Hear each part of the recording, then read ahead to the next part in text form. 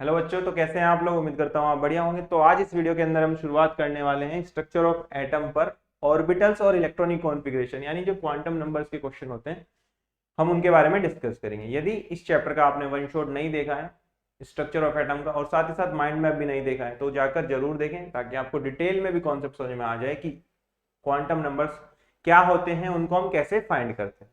चलिए शुरू करते हैं। तो सबसे पहला क्वेश्चन हमारे पास आता है, what is the lowest value of n, यानी एन की सबसे छोटी वैल्यू क्या होगी, ये हमें बताना है।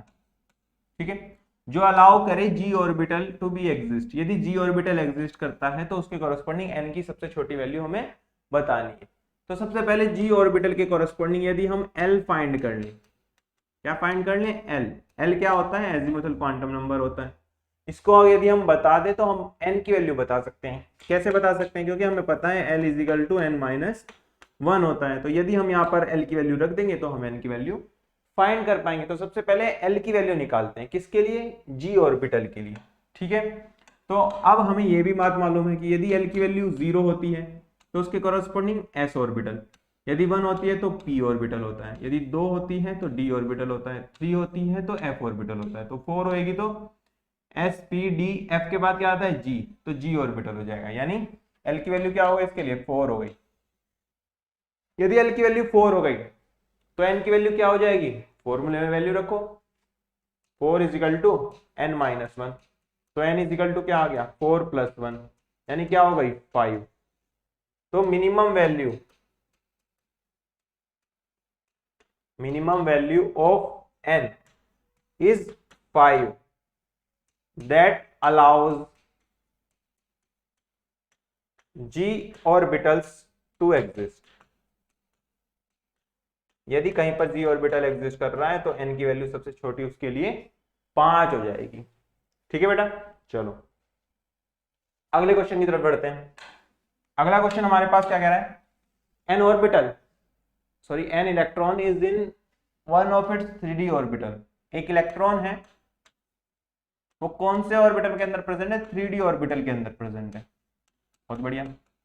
3D ऑर्बिटल्स कैसे दिखते हैं, यानी 3D शब शेल कैसे दिखती है, इसके अंदर 5 ऑर्बिटल होते हैं कुछ इस तरीके से, एक इलेक्ट्रॉन प्रेजेंट है, इसका मतलब एक इलेक्ट्रॉन इस तरीके से प्रेजेंट है। तो हमें क्या वैल्यू बतानी है इसकी, एन बताना है, यानी प्रिंसिपल क्वांटम नंबर बताना है, एल यानी एजीमुथल क्वांटम नंबर बताना है, और एम एल यानी मैग्नेटिक क्वांटम नंबर हमें बताना है। तो एन की वैल्यू क्या हो जाती है, जो इस पर्टिकुलर ऑर्बिटल के आगे ये वैल्यू लिखी है, यही तो एन की वैल्यू है, तो एन की वैल्यू क्या हो गई, 3 हो गई। क्लियर है।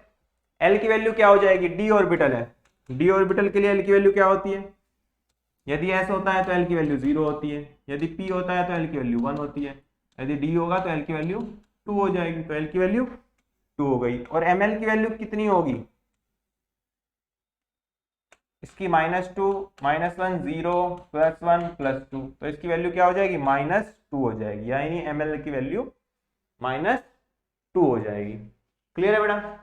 तो एन की वैल्यू 3 हो गई, एल की वैल्यू 2 हो गई, और एम एल की वैल्यू -2 हो गई। इस तरीके से हम फाइंड कर सकते हैं।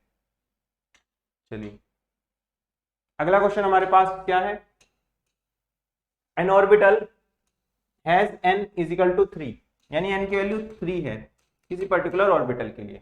बहुत बढ़िया है।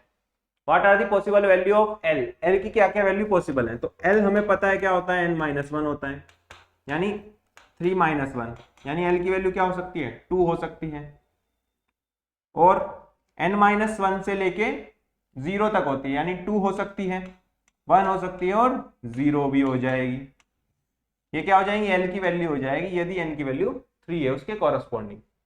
अब ml की वैल्यू क्या होती है, -l से +l होती है, इंक्लूडिंग 0, यानी 0 को भी मिलाएंगे, हम काउंट करेंगे। तो यदि l की वैल्यू 0 है तो उसके कॉरेस्पॉन्डिंग ml की वैल्यू क्या हो जाएगी, 0 हो जाएगी। यदि l की वैल्यू 1 है तो उसके कॉरेस्पॉन्डिंग ml की वैल्यू कितनी हो जाएगी, -1 0 +1। यदि l की वैल्यू 2 है तो उसके कॉरेस्पॉन्डिंग ml की वैल्यू -2 -1 0 +1 +2। तो ये सब वैल्यूज हो जाएंगी ml की, n इज इक्वल टू 3 के कॉरस्पॉन्डिंग, और एल की वैल्यू हो जाएगी 2 1 0। ठीक है, इस तरीके से हम कर सकते हैं पार्ट 1 को। अब पार्ट 2 की तरफ चलते हैं। पार्ट सेकंड क्या कह रहा है, list the quantum number ml l end of electrons for 3d orbital. 3d orbital के लिए ml और l की वैल्यू बताइए क्या क्या होगी। तो 3d ऑर्बिटल है कहीं पर, तो यहां पर l की वैल्यू कितनी है, 2 होगी। क्यों, s के लिए l की वैल्यू 0 होती है, p के लिए l की वैल्यू 1 होती है, तो d के लिए कितनी हो जाएगी, l की वैल्यू 2 हो जाएगी, सिंपल। ठीक है, तो l की वैल्यू 2 हो जाएगी। यदि l की वैल्यू 2 हो जाएगी तो ml की वैल्यू उसके कॉरस्पॉन्डिंग क्या हो जाएगी, -2 से +2 इंक्लूडिंग 0। तो ml की वैल्यू क्या हो गई, -2 -1 0 +1 +2, एक एक इंटीजर हो जाएगा एक नंबर छोड़कर। ठीक है, इस तरीके से हम क्वांटम नंबर्स बता सकते हैं, यानी ml बता सकते हैं और l बता सकते हैं, इन्हीं को तो हम क्वांटम नंबर्स कहते हैं। चलिए थर्ड पार्ट की तरफ चलते हैं। थर्ड पार्ट हमें क्या कह रहा है, थर्ड पार्ट कह रहा है which of the following orbitals are possible, इनमें से कौन से ऑर्बिटल पॉसिबल हैं। तो ये कैसे चेक करेंगे, इनके लिए n की वैल्यू देखो और उसके कॉरस्पॉन्डिंग क्या क्या l की वैल्यू हो सकती है। यदि वही ऑर्बिटल उस n की वैल्यू के साथ प्रेजेंट होगा तो वो ही नेचर में एग्जिस्ट करेगा। यानी यदि 1p दे रखा है आपको, तो यहाँ पर n की वैल्यू क्या है 1, तो l की वैल्यू क्या हो सकती है, n-1 से 0 हो सकती है। तो 1 - 1 to 0, यानी 0 ही होगी, केवल 0 होगी तो s ऑर्बिटल एग्जिस्ट करेगा, यानी 1p एग्जिस्ट नहीं करेगा, 1p एग्जिस्ट नहीं करेगा, क्योंकि l की वैल्यू 0 होनी चाहिए थी, और 0 के कॉरस्पॉन्डिंग ऐसी ऑर्बिटल है जो एग्जिस्ट कर सकता है। ठीक है, दूसरा क्या है 2s, यदि 2s है तो n की वैल्यू क्या होती है 2, उसके कॉरस्पॉन्डिंग l की वैल्यू n-1 से 0, यानी 2 - 1 से 0, यानी 1 से 0, यानी वैल्यू क्या हो गई 1 और 0 हो गई, यानी 1 के कॉरस्पॉन्डिंग p ऑर्बिटल हो सकता है, s हो सकता है, यानी 2s एग्जिस्ट कर सकता है और 2p एग्जिस्ट कर सकता है। आपको दे रखा है 2s, यानी ये एग्जिस्ट करेगा, यानी ये एग्जिस्ट करेगा। और अगला क्या है 2p, 2p भी एग्जिस्ट कर रहा है तो 2p भी एग्जिस्ट कर जाएगा। बहुत बढ़िया, चलो आगे क्या क्या रखा है 3f, देखते हैं 3f एग्जिस्ट करेगा या नहीं। 3f है तो n की वैल्यू क्या होती है इसके लिए 3, और l की वैल्यू क्या हो जाती है n-1 से 0, तो n की वैल्यू क्या हो जाएगी 3 - 1 से 0, यानी 2 से 0, यानी वैल्यू क्या हो जाएगी 2 1 0। तो 2 के कॉरस्पॉन्डिंग 3d एग्जिस्ट कर सकता है, p के कॉरस्पॉन्डिंग 3p एग्जिस्ट कर सकता है, 0 के कॉरस्पॉन्डिंग 3s एग्जिस्ट करता है। क्या है 3f एग्जिस्ट कर रहा है, नहीं कर रहा है, तो ये एग्जिस्ट नहीं करेगा। तो 1p एग्जिस्ट करेगा, नहीं करेगा, 2p करेगा, हाँ करेगा, 2s करेगा, करेगा, तो 3f नहीं करेगा। क्लियर है, इस तरीके से आप बता सकते हो। n की वैल्यू निकालो, उसके कॉरस्पॉन्डिंग l की क्या क्या वैल्यू पॉसिबल्स हैं वो निकालो, उसके कॉरस्पॉन्डिंग देखो क्या क्या ऑर्बिटल्स बन सकते हैं, जो जो बन सकते हैं वो एग्जिस्ट करेंगे, जो जो नहीं बन सकते वो एग्जिस्ट नहीं कर पाएंगे। ठीक है बेटा, चलो अगला क्वेश्चन हमारे पास है यूजिंग एसपीडीएफ नोटेशंस। बहुत बढ़िया, एसपीडीएफ नोटेशंस को यूज कर डिस्क्राइब करो orbital with the following quantum numbers. ये क्वांटम नंबर के वैल्यूज दी हैं, इसके कॉरस्पॉन्डिंग क्या क्या ऑर्बिटल्स बनेंगे उनको हमें बताना है। तो n1 है, इसका मतलब 1, L0 है तो इसके कॉरस्पॉन्डिंग s एग्जिस्ट करेगा, यानी 1s ऑर्बिटल हो गया, ये क्या हो गया 1s। n की वैल्यू 3 है 3, L की वैल्यू 1 है तो इसके कॉरस्पॉन्डिंग p एग्जिस्ट करता है, यानी 3p ऑर्बिटल हो गया ये।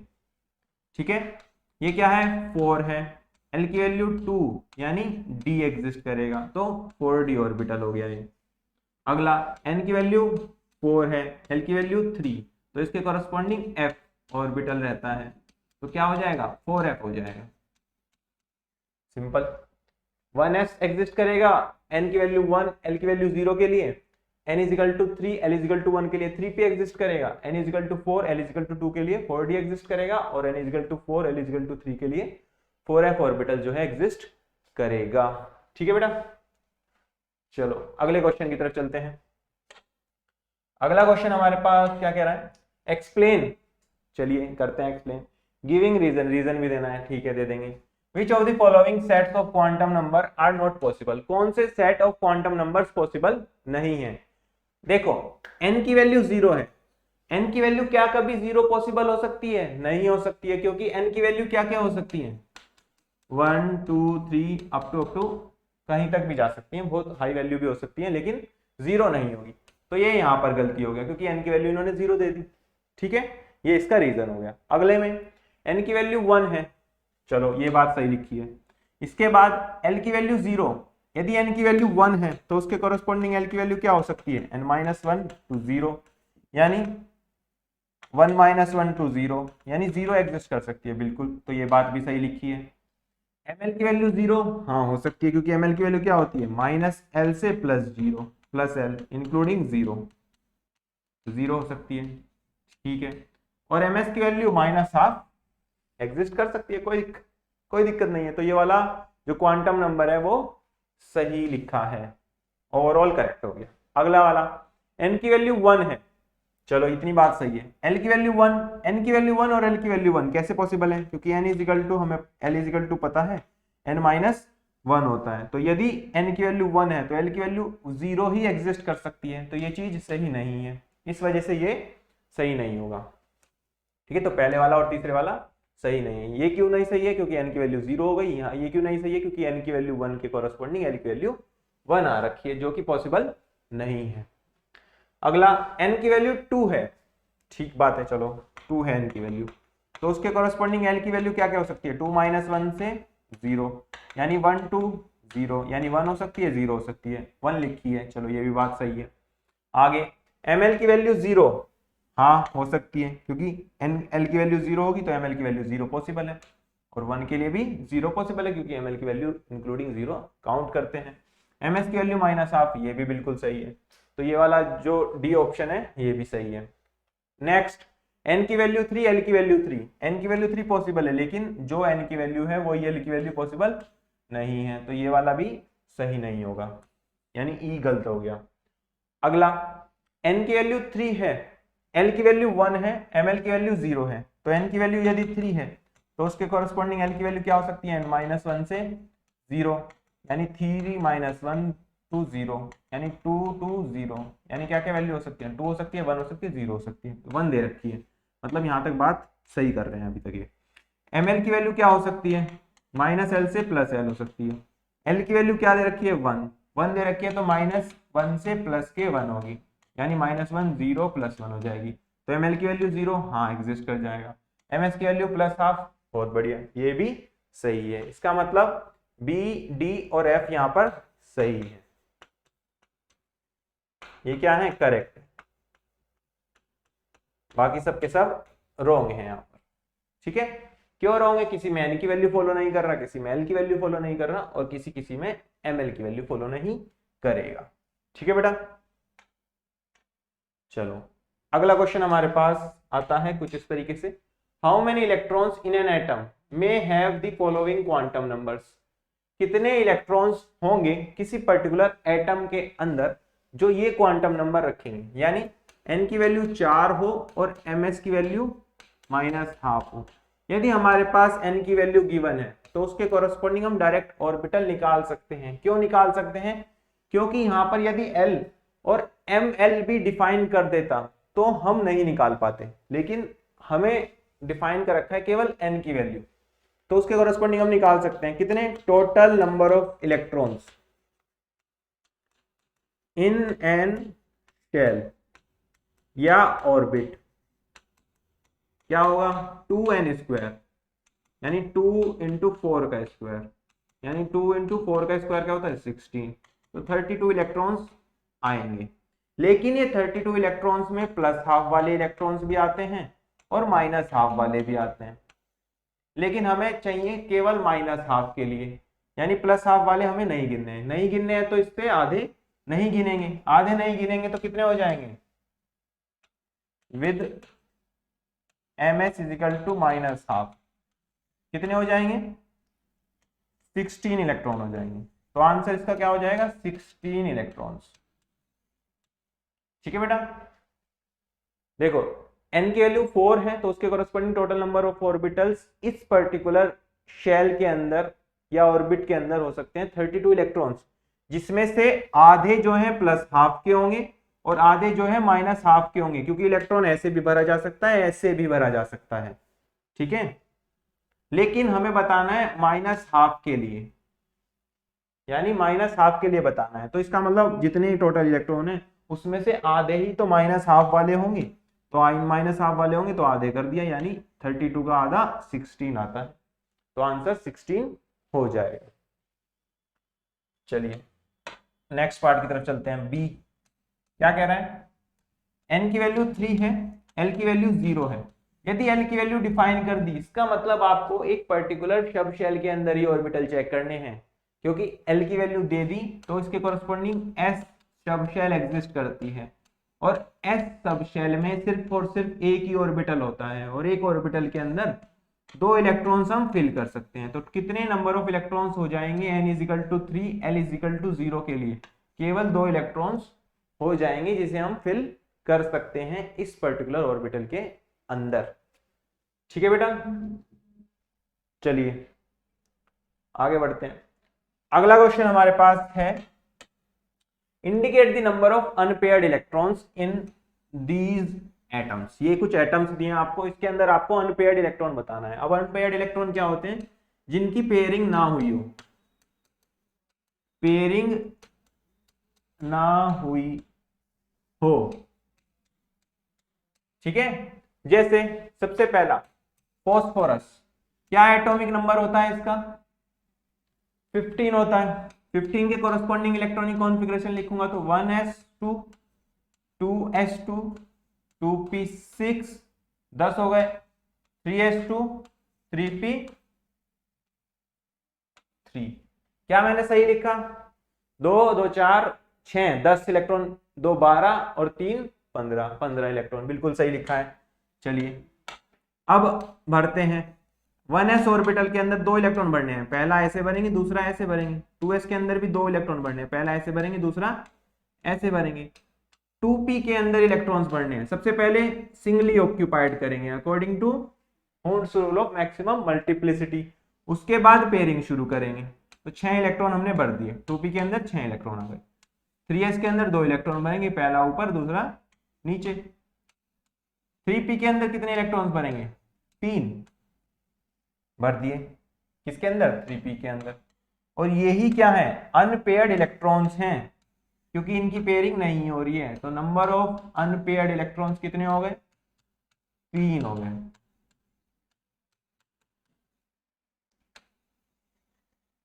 क्या हो गए, 3 हो गए, ठीक है बेटा। नंबर ऑफ अनपेयर्ड इलेक्ट्रॉन्स यहां पर 3 हो गए, जो हमने निकाल दिया फॉस्फोरस के अंदर। अब चलते हैं सिलिकॉन के पास। सिलिकॉन का एटॉमिक नंबर क्या होता है, 14 होता है, यानी इलेक्ट्रॉनिक कॉन्फ़िगरेशन क्या हो जाएगा, 1s2 2s2 2p6 3s2 3p2। यानी यहां तक तो सेम इसी तरीके से बनेगा 3s के जैसा, बस 3p का बना लेंगे अलग से। 1 2 सिर्फ 2 ही बनेंगे, क्योंकि 2 इलेक्ट्रॉन ही है, तो 2 हैं, तो नंबर ऑफ अनपेयर्ड इलेक्ट्रॉन कितने हो गए, 2 हो गए।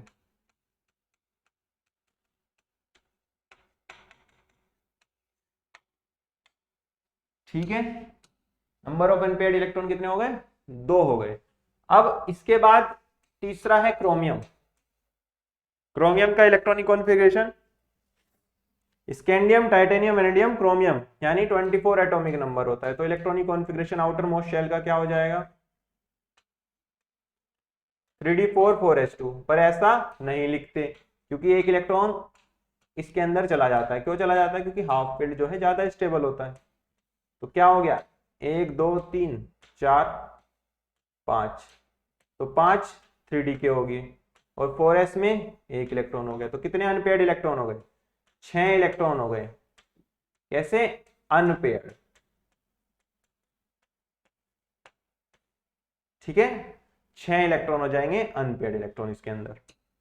अगला क्या है, आयरन है, Fe। Scandium titanium vanadium chromium manganese iron, यानी 26।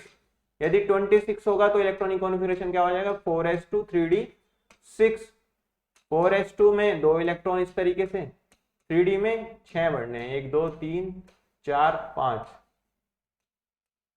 और छठा यहाँ पर। तो कितने अनपेयर्ड इलेक्ट्रॉन हो गए? 4 इलेक्ट्रॉन हो गए अनपेयर्ड।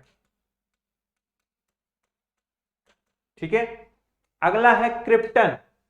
क्रिप्टन कहाँ लाई करता है? इनर्ट गैस में। हीना, नीना और करीना के एक्सरे रंगीन, इस तरीके से हमने याद कर रखा है। तो कहाँ आ रही है? इसके अंदर आ रही है क्रिप्टन, इसके अंदर आ रहा है, यानी इनर्ट होगा, यानी सबके सब इलेक्ट्रॉन फुल्ली फिल्ड होगा। फुल्ली फिल्ड इलेक्ट्रॉनिक कॉन्फ़िगरेशन होगा तो नंबर ऑफ अनपेयर्ड इलेक्ट्रॉन कितने हो जाएंगे? 0 हो जाएंगे।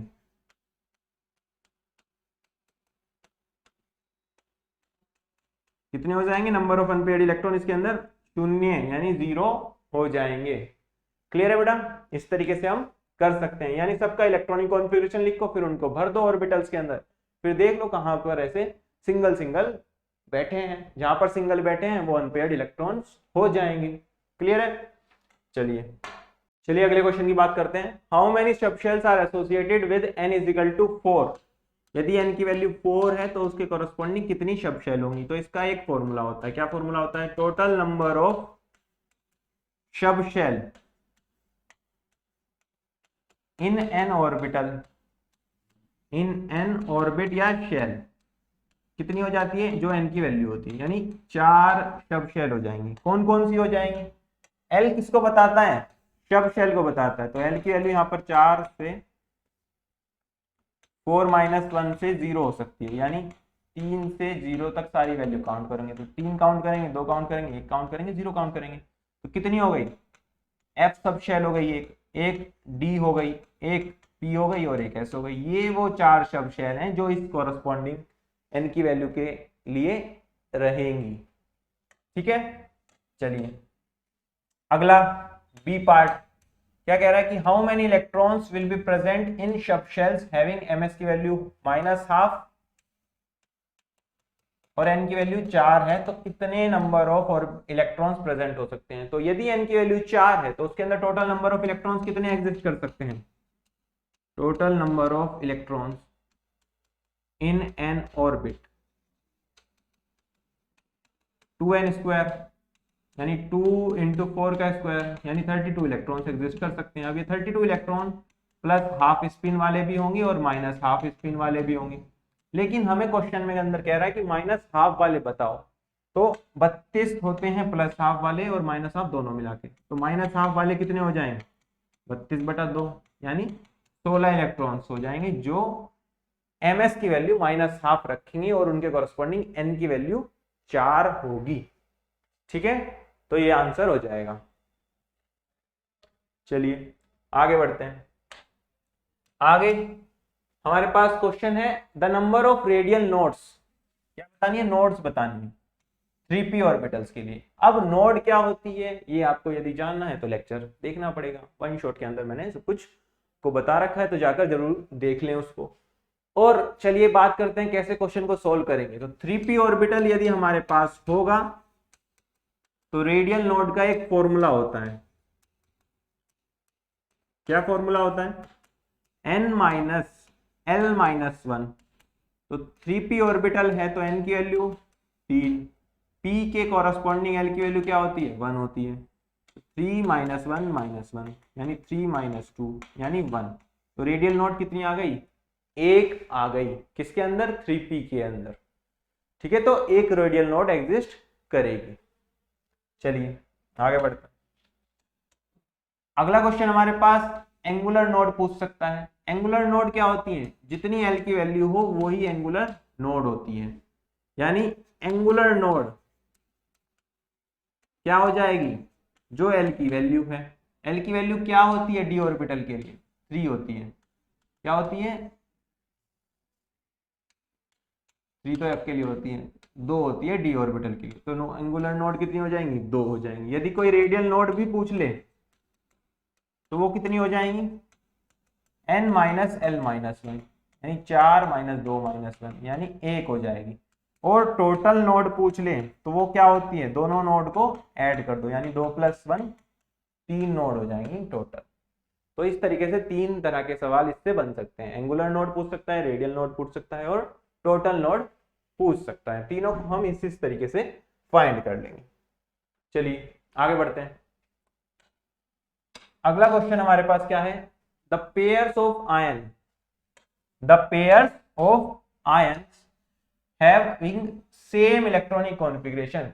कौन से आयंस का जो पेयर होगा उसके same number of electronic configuration होगा।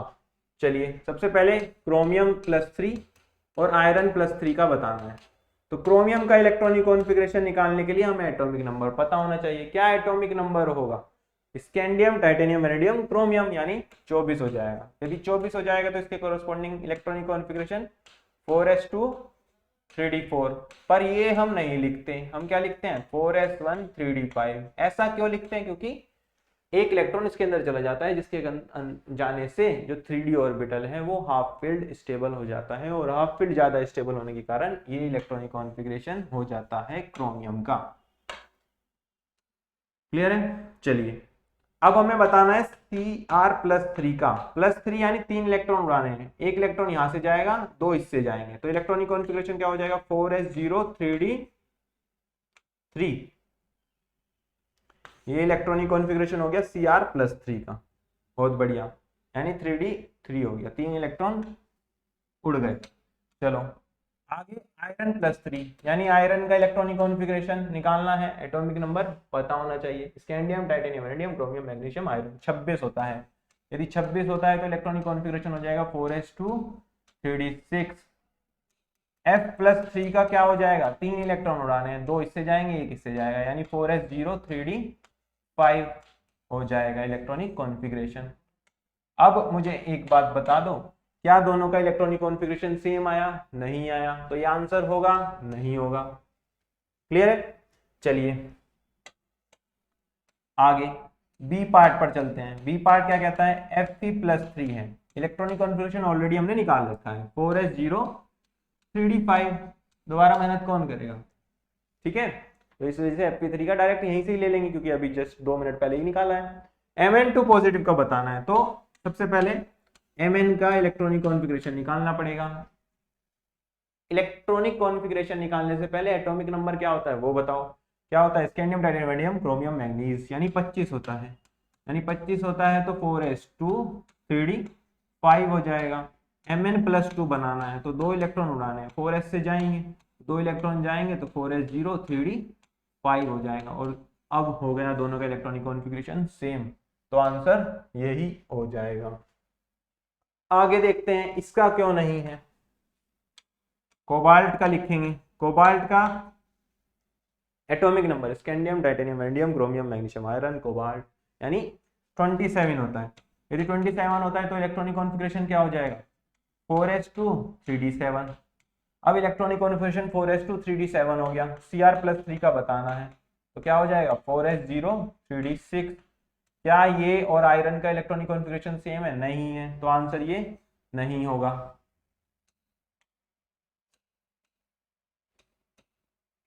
अगला स्कैंडियम +3 का और निकाल देते हैं, बस उससे पहले स्कैंडियम का चाहिएगा। स्कैंडियम का इलेक्ट्रॉनिक कॉन्फ़िगरेशन होता है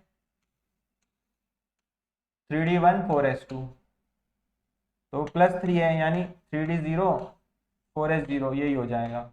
यदि सब कुछ 0 0 यानी कोई भी इलेक्ट्रॉन नहीं है स्कैंडियम 3 पॉजिटिव के अंदर, आउटर मोस्ट शेल यानी 3d0 में और 4s में भी, तो ये भी आंसर नहीं होगा, क्योंकि क्रोमियम में तो इलेक्ट्रॉन्स प्रेजेंट हैं, 3 इलेक्ट्रॉन प्रेजेंट है, लेकिन यहाँ पर एक भी नहीं है, तो आंसर हो जाएगा इसका बी। क्लियर है बेटा। तो चलिए, तो इस तरीके से हम जो है क्वांटम नंबर्स के बेसिस पर सारे के सारे क्वेश्चंस को कंप्लीट कर सकते हैं, तो जल्दी से इसको कंप्लीट कर लें। तो चलिए मिलते हैं अगली वीडियो में, लेकिन यदि आपने इस चैप्टर का वन शॉट नहीं देखा है तो जरूर देखें, ताकि आपको ये चीजें डिटेल में समझ में आ जाए कि इनका मतलब क्या है, तभी इसके ऊपर आप क्वेश्चंस बहुत बेहतर तरीके से कर पाएंगे। ठीक है बेटा, बाय बाय।